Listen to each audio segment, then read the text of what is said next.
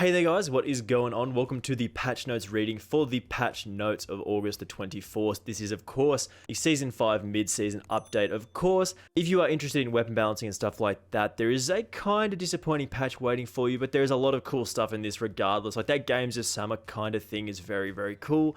Like you can sort of compete for your country, gain rewards and stuff like that. There's a new gunfight map in this stadium, which is very, very cool of course.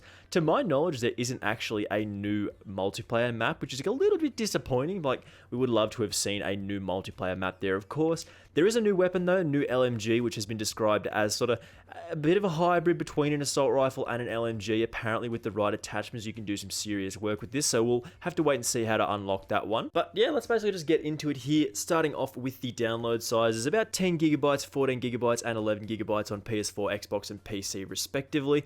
I mean, 17 gigabytes if you do have the full version of Modern Warfare like we do, which is, I mean, that's not a small patch by any stretch of the imagination, but it's nowhere near as big as some of the other ones we've had in the past. As for a playlist update, we got a good decent amount of stuff for the Modern Warfare, Ground War Reinforced, which is kind of cool, Blueprint Gunfight, of course, nothing too spectacular there, Shoot the Ship, always good when these double XP weekends do come around, and then the face-off in Verdansk Stadium, which we're not massive fans of, sort of like the gunfight stuff, but I mean, it's still kind of cool to see new maps getting added to this all the time.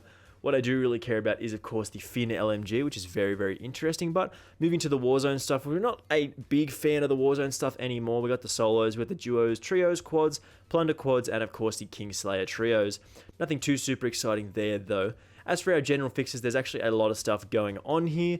The Ground War, you can now spawn on APCs when they're in combat, just as long as the vehicle is not on low health. That's kind of cool, gets you into the game a lot faster.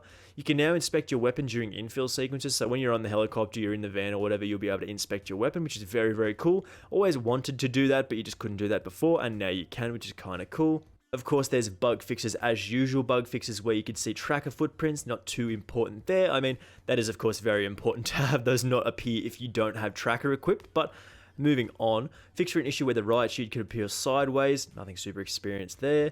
Also fixed a bug where the riot shield could appear crooked, again, nothing super interesting. Season 5 Week 1 challenge reads call in the personal UAV, it should be written as personal radar, interesting. Again, nothing super important in the week 1 challenges. Again, just sort of fixing up text and stuff like that. Fixed for an issue where the scoreboard could reflect inaccurate information when going from a multiplayer match to Warzone. Never seen that before. A bug where some users weren't able to unblock players, which is weird again. Bug where the World Eater calling card appeared animated, although it should be static. That's kind of interesting. Fixed for an issue where partially watching the kill cam and then skipping it can sometimes result in a reduced respawn time. Tamagotchi sort of fixes and stuff. Again, stopping power rounds could become unlimited after using 2 of the same weapon. That's kind of cool. Imagine just like getting that AR-94 with those stopping power rounds. Goofy as hell. We do of course have another video coming out later on today. It should be about 2 hours after this one drops, so do stick around for that. It's not going to be featuring any of the new content, as I did record it this morning before the update did come out, but we'll have a lot of the new update stuff very, very soon. We have weapon adjustments, adjusted weapon stats graphics to better match the fire rate and post-launch weapon balancing, which is kind of interesting to see. I mean, there's nothing super interesting in the actual weapon balancing. I think it's a little bit disappointing how lack of weapon balancing there is, but fixed for a bug where tracers could lose their impact VFX when the ammunition is changed from the default 5.56 NATO ammunition on the M4. Kind of interesting there. Again, that's sort of a little bit of a problem when you do make guns that are cool, had their cool effects and stuff like that. If they don't work, well, what's the point in buying them? Sniper thermal scope, lowered optic resolution and reduced thermal range. That is kind of good apparently. I mean, that would make a little bit of a difference in Warzone where the sort of thermal scope is kind of common. I mean, just run like cold-blooded, it's not big of a deal. Added HEI, high explosive incendiary, labeled to cosmetic dismembering ammo types. Nothing super exciting there, which is a little bit unfortunate. Like, we would have loved to have seen more weapon balancing, as they usually do with some of these patches, but I mean, we've missed out here, unfortunately. Fixed for an issue where the gas mask could become invulnerable. Okay, these are all Warzone stuff, by the way. Fixed a bug where the yellow highlighting of your name in the squad widget was missing from the BR buyback. Okay, that's interesting. Fixed for a bug where the parachute could open randomly when jumping over certain areas. It's always good to have that stuff fixed. In BR squads, the player's minimap icon had both downed icon and arrow when the player started the most wanted contract. Okay. Fixed a bug where the loot drop from the squad mate who died in the gulag would be available for other squad members if they enter the same gulag. That's kind of goofy.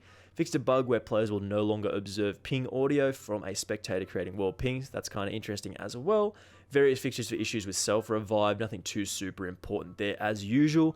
I mean, this is kind of a lame patch in terms of actual changes and stuff like that, but if you have ever experienced any of these bugs before, I mean, having them fixed is pretty significant sometimes, especially when they are game-breaking, as we have seen previously. PC, of course, improved stability and performance, fixed an issue that caused screen resolution to be higher than the native resolution at 100 render resolution when borderless full screen mode.